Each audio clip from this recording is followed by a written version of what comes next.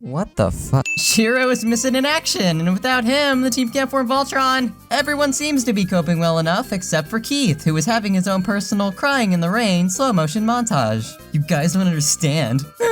Shiro changed my life. No, Keith, we really don't understand. Please just give us the flashback already. The law of equivalent exchange. But Daddy, I love him. In the past, Loader's prime character traits included gender violence and an ambiguous Oedipus complex. However, this prince drinks only respect women juice. Or maybe he just hired all women because he can get away with paying them less. Prince Lotor one-ups this guy for attempting to one-up him, then makes a big hurrah speech about camaraderie and integration. Aw, Throck, you can sit with us. He is not sitting with us. Time for a round of lying musical chairs. No. No. No!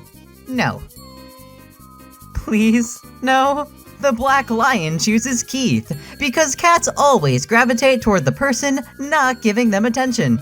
Greetings, this is Prince Lotor, son of Zarkon, ruler of the known universe. Surrender now or you will be destroyed.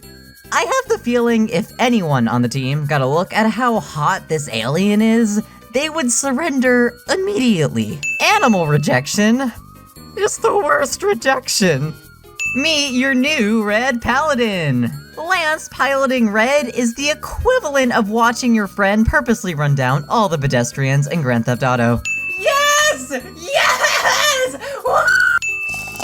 Okay, guys, foolproof plan. We follow Lotor immediately after a battle while 3 of us are new lions and can't form Voltron. This reckless decision is brought to you by the 5 stages of grief. We're in phase 2 now. Anger.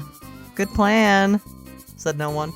This is the most terrifying game of hide and seek ever. Hey, shouldn't we stick together?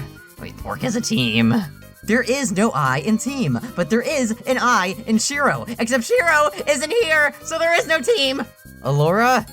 Stop falling behind. No, Allura, honey, you're doing great. The team picks up an Altean distress code, suggesting there may be more living Alteans. Keith thinks it might be a trick, and Allura is like, no. And Loader is like, yes. Jeez, just because he's a prince doesn't mean you have to give him everything he wants. Well, you know, everything but the love and affection of his father. Daddy doesn't love you, Lotor. Daddy's dying. In an alternate reality, the Alteans are the bad guys and tried justifying slavery? Silly. They can't be slaves if they don't know they're slaves. Oh my god. Yoo-hoo! This is Sven. He's Scandinavian. He died for our sins 30 years ago, and he'll die for them again.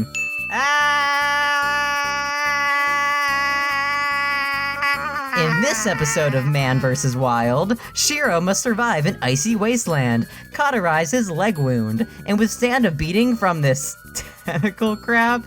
You know, I thought it was just the fandom, but this proves the writers also have a Shiro kink. This moment exposed us all.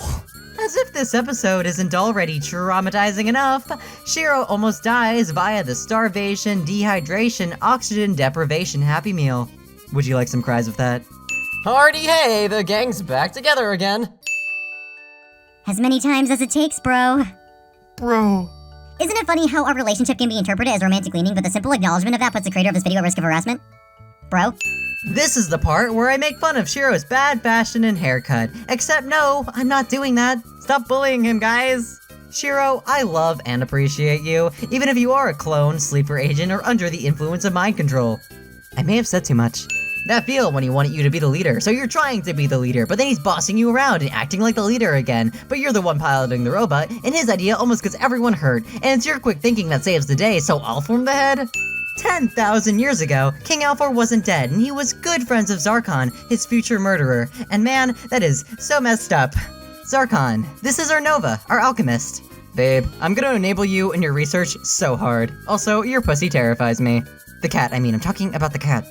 In a ditch effort to save his wife, Zarkon jeopardizes the lives of his comrades by releasing a monstrous force that maliciously destroys his home planet, and ultimately kills him. You know, they say till death do us part, but I'm guessing those rules don't apply if you and your husband are now spooky space zombies conquering the furthest realms of the universe in your funeral clothes. That's love, biatch! And then, What? Only 7 episodes? It can't just end like that.